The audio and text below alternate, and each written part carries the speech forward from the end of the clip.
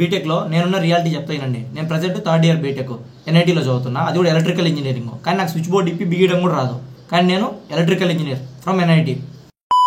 మా కాలేజ్ మొత్తాన్ని ఒక 20 సెకండ్స్లో చూపించాలంటే ఇది క్లాస్ అయిపోతేనే తినడానికి రావాలి కదా, ఇది మెస్. తిన్న తర్వాత రెస్ట్ తీసుకోవాలి కదా, రెస్ట్ తీసుకోవడానికి ఇది హాస్టల్.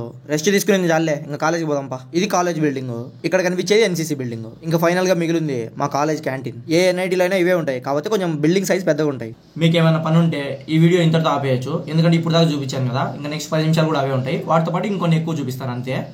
లేదు ఇంకో నెక్స్ట్ 10 నిమిషాలు కూడా నేను బేవర్సే అనుకుంటే వీడియో కంటిన్యూ చేయండి. కంటిన్యూ చేసేటప్పుడు లైక్ కొట్టండి. ఏంటి మమ్మీ ఎవడీడు?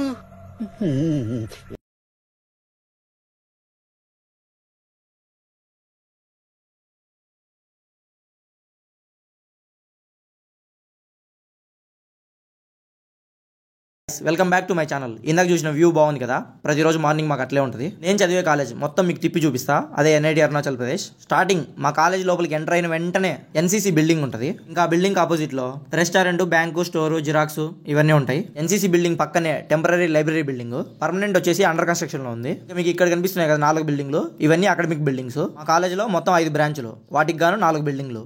వీడియో పిచ్చ బోరింగ్ ఉంది కదా, బిల్డింగ్లు బిల్డింగ్లు బిల్డింగ్లు ఇవే చూపిస్తున్నా, మరి బోరింగ్గానే ఉంటుంది కదా. ఇప్పుడు నేను మీకు మా కాలేజ్ క్లాస్ రూమ్స్ ఎలా ఉంటాయో చూపిస్తా. ముందే చెప్తున్నా, ఎన్ఐటీ కదా అని చెప్పి పెద్ద పెద్ద హోప్స్ ఏం పెట్టుకోకండి, మళ్ళీ నన్ను తప్పు పట్టద్దు. అక్కడ ఒకటి నడుచుకుంటా పోతాను చూడండి, వాడు నేనే. అలా నడుచుకుంటూ మా క్లాస్ రూమ్ లోకి అయితే వెళ్ళిపోదాం. ఇంకా బిల్డింగ్ లో ఉన్న అతి పెద్ద క్లాస్ రూమ్ ఇదే. బెంచ్కి 2 చొప్పున కూర్చోబెట్టినా ఈ రూమ్ లో 100 మంది పడతారు. అవునా నిజమా? ఈ క్లాస్ రూమ్ వెనకాల నుంచి చూస్తే ఇలా, ముందు నుంచి చూస్తే ఇలా. ఈ క్లాస్ రూమ్ లో ప్రొజెక్టర్ కూడా ఉంది. ఏంటి మరి ప్రొజెక్టర్ కూడా చూపించాలా? మాకు తెలియదా అది? మీకు తెలిసినా కూడా ఇంకోసారి చూడండి, ఏం కాదులే. ఇప్పుడు చూపించేది ఇంకొంచెం చిన్న సైజులో ఉండే రూమ్.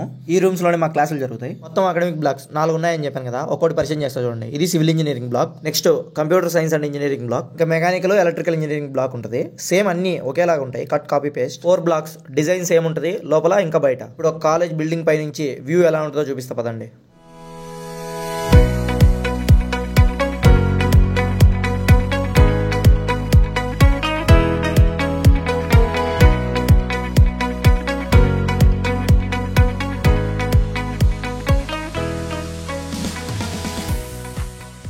ఇక్కడ కనిపించే గ్రౌండే మాకున్న ఏకైక గ్రౌండ్. వాలీబాల్, క్రికెట్, ఫుట్బాల్ ఏదైనా ఇక్కడే.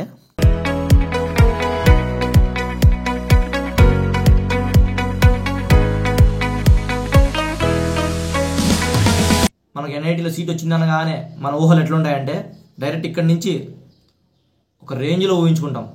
కాలేజీలో అవి ఉంటాయి, కాలేజీలో ఇవి ఉంటాయి, కాలేజ్ బిల్డింగ్లో ఒక రేంజ్లో ఉంటాయి అలా అనుకుంటాం, కానీ అన్నీ అలా ఉండవు. మా కాలేజ్ క్యాంటీన్ ఎలా ఉంటుందో చూపిస్తా చూడండి. ఇప్పుడు వచ్చిన కొత్తలో ఫుడ్ పడక సగం ఆస్తులన్నీ నేను క్యాంటీన్కే రాసిస్తానేమో అనుకున్నా, కానీ మెల్లగా అలవాటు అయిన తర్వాత ఇప్పుడు నేను ఆలోచిస్తున్నా, ఏంది స్టార్టింగ్లో నేను మరీ అంత ఇబ్బంది పడ్డానా, ఇప్పుడు బాగానే ఉంది కదా అని అనిపిస్తుంది. అంతేలేండి, తినక తినక వేము తీయగుండు అని అంటారు కదా, అంటే మరీ వరస్ట్ అని చెప్పను. స్టార్టింగ్లో వాళ్ళు బాగా పెట్టలేదు, కానీ ఇప్పుడు వెండర్ మారిన తర్వాత మెస్ ఫుడ్ కూడా చాలా బాగుంది. ఇందాక చూపించిన క్యాంటీన్ ఏమో హాస్టల్కి అకాడమిక్స్కి మధ్యలో ఉంటుంది, ఇప్పుడు చూపించేది వచ్చేసి అకాడమిక్స్లోనే ఉంటుంది. మాక్సిమం టైము ఈ క్యాంటీన్లో స్పెండ్ చేసే బ్యాచ్ ఎట్లా ఉంటుందా అంటే నో సింగిల్స్, ఓన్లీ మింగిల్స్. ఈ కాలేజ్ క్యాంటీన్లు ఇవన్నీ ఇప్పుడు వచ్చాయి, కానీ మేము వచ్చిన స్టార్టింగ్లో అయితే ఒక క్యాంటీన్ ఉండేది.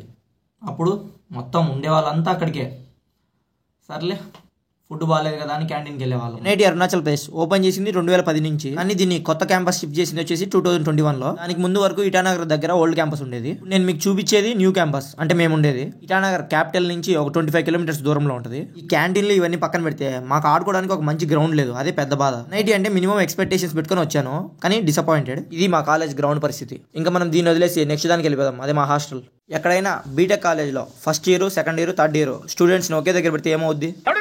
ర్యాగింగ్ జరుగుద్దేమో అని చెప్పి భయంతో సపరేట్ బిల్డింగ్స్ కట్టి ఒక్కొక్కరిని ఒక్కొక్క దగ్గర పెడతారు. మా కాలేజ్లో ఆ భయం లేదులేండి, ర్యాగింగ్ ఫ్రీ. మొత్తం first year, second year, third year students మొత్తాన్ని ఈ కనిపిస్తుంది కదా బిల్డింగ్, ఈ బిల్డింగ్ లో కుక్కేశారు. హాస్టల్లో ఒక రూమ్ కి 3 చొప్పున ఉండాలి, అది కూడా మన ఇష్టమే, ఎవరిని కావాలంటే వాళ్ళని సెలెక్ట్ చేసుకోవచ్చు. రూమ్ లో ప్రతి ఒక్కరికి ఇంటర్నెట్ కేబుల్ కనెక్షన్, ఒక స్టడీ టేబుల్, ఇంకా చైరు. బాగానే విశాలంగానే ఉంటుంది, 3కి సరిపడేంత, అందులో ఏ ఇబ్బంది ఉండదు. హాస్టల్కి ఎదురుగానే క్రికెట్ నెట్ ప్రాక్టీస్ ఉంటుంది. ఇందాక నుంచి కాలేజ్ మొత్తాన్ని తిప్పి చూపిస్తున్నారు చూసారా, ఈడే నా friend Shiva, Dhoni fan. Finishes off in style. A magnificent strike into the crowd. India lift the World Cup after 28 years. మొత్తం మా ఎన్ఐటీలో 4 హాస్టల్స్ ఉంటాయి. ప్రతిదానికి సపరేట్ మెస్ ఉంటుంది. సో 2 ఫ్లోర్స్ కింద పైన. ఇంకా మెస్ ఫీజు గురించి మాట్లాడితే పర్ మంత్ 4500. వర్తేనా వర్మ అంటే ఒక 500 అటు ఇటుగా వర్తే. తప్పు మెస్ వెండర్స్ కూడా కాదు, ఇక్కడ కాస్ట్లు అట్టున్నాయి, ఏం చేయలేం. ఒక సెమ్ కి 4 మంత్స్ ఉంటాం అంటే 18,000. పర్ ఇయర్ కి అయితే మెస్ ఫీజు వచ్చేసి 36,000. పర్ మంత్ కి ఎక్కడైనా 6 కదా అంటే కాదు, ఎన్ఐటీస్ లో అయితే 4 మంత్సే. స్టార్టింగ్ లో చెప్పాను కదా లైబ్రరీ అండర్ కన్స్ట్రక్షన్ లో ఉందని, అది ఇదే. వన్స్ ఇది ఓపెన్ అయిందంటే నార్త్ ఈస్ట్ లోనే బిగ్గెస్ట్ లైబ్రరీ అవుతుంది. బయట నుంచి చూసినప్పుడు నాకు కూడా చాలా చిన్నది అనిపించింది. వన్స్ లోపలికి వెళ్ళి చూసిన తర్వాత అబ్బో చాలా పెద్దది. దీంట్లో దాగుడు మూతలు ఆడితే కనుక్కోవడానికి ఈజీగా 1 గంట పట్టుద్ది. లోపల అంత పెద్దగా ఉంది, ఇంకా అన్ని గదులు కూడా ఉన్నాయి. నాకు ఇంకా 1 ఇయర్ టైం ఉంది కాలేజ్ వదిలిపోవడానికి. అప్పుడు లోపల ఇది పూర్తిగా రెడీ అయితే చూసిపోవాలనేది నా కోరిక. మా కాలేజ్ లో ఉండే స్ట్రెంత్ కి మొత్తం అందరినీ తీసుకొని వచ్చి బిల్డింగ్ లో పెట్టినా సరిపోయేంత పెద్దగా ఉంది. ఈ బిల్డింగ్ గురించి మరి ఇంతకంటే ఇంకా ఎక్కువ చెప్పలేను. ఏ కాలేజీలో అయినా సేమ్ బిల్డింగ్స్ అన్ని అంతే, కాకపోతే కొంచెం సైజ్ లో ఇంకొంచెం నీట్ గా ఉంటాయి అంతే. సో కన్స్ట్రక్షన్ అయిపోయిందంటే ఇది కూడా బానే ఉంటుంది. ఇంత పెద్ద ఎన్ఐటీని తీసుకొని వచ్చి కొండల్లో పెట్టినారని ఒక బాధ తప్ప మిగతాదంతా బానే ఉంటుంది. లైబ్రరీ అంటాం కానీ అంతా ఇప్పుడు పుస్తకాల్లో కాదు, మొత్తం పీడిఎఫ్లే, అంతా డిజిటల్ మహిమ. ఇంకా నెక్స్ట్ వన్ ఇక్కడ కనిపించేది ఇంకో బాయ్స్ హాస్టల్. ఇంకా చివరిగా మా లెక్చరర్స్ ఉండే బిల్డింగ్స్. మా కాలేజ్ లో వ్యూ ఇంకా నేచర్ చాలా బాగుంటది. నా ఫోన్ అంత క్లారిటీ లేకపోవడం వల్ల మీకు అంత బాగా కనిపించకపోవచ్చు. ఓవరాల్ గా నేను చెప్పేది ఏంటంటే ఇది మా కాలేజ్. మీరు జేఈ రాసి ఎన్ఐటీ అరుణాచల్ ప్రదేశ్ లో సీట్ వస్తే ఒకసారి నా వీడియో చూసారంటే మీకు ఫుల్ క్లారిటీ వచ్చేస్తుంది. కాలేజ్కి రాకముందే ఈ వీడియోలో మొత్తం కాలేజ్ చూసారు కదా, చూసి తర్వాత ఫిక్స్ అవ్వండి. వీడు సగమే చూపించాడు, ఇంకా తోపు ఉంటుంది, హైలైట్ ఉంటుంది అనేమనుకోకండి. ఈ వీడియోలో నేను ఎంత చూపించానో అంతే ఉంటుంది, అవే ఉంటాయి. మీరు ఈ వీడియో 5-6 ఏళ్ల తర్వాత ఏమైనా చూస్తుంటే ఏమైనా మార్పులు వస్తే చెప్పలేం. కానీ మొత్తానికి మార్నింగ్ నుంచి షూట్ చేస్తే ఈవినింగ్ అంతా అయిపోయింది. ఇంకా మీరు ఈ వీడియో చూస్తున్నారా అయితే తప్పకుండా లైక్ కొట్టాల్సిందే. ఇంత పై నుంచి మా కాలేజ్ చూస్తుంటే అసలు కాలేజ్ ఎక్కడ ఉంది, మొత్తం కొండలే ఉన్నాయి. కాలేజ్ గురించి ఇంకా ఏమైనా డీటెయిల్స్ కావాలంటే కింద కామెంట్ సెక్షన్ లో అడగండి. ఇంకా నా ఇన్స్టాగ్రామ్ ఐడి కూడా మెన్షన్ చేస్తా, తప్పకుండా మెసేజ్ చేయండి, అందరికి రిప్లై ఇస్తా. ఒకవేళ రిప్లై ఇవ్వలేదు అనుకోండి అన్ఫాలో చేసి పడేయండి. రిప్లై ఈ నోటికి మనం ఎందుకు ఫాలో అవ్వాలి చెప్పండి.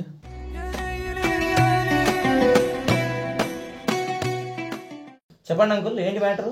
ఏం బాబు నువ్వు చదివే ఎలక్ట్రికల్ ఇంజనీరింగ్? ఎలక్ట్రికల్ ఇంజనీరింగ్ అయితే స్విచ్ బోర్డ్ బిఈ అయితే వచ్చి స్విచ్ బోర్డ్ బిగియాలా అంటే అది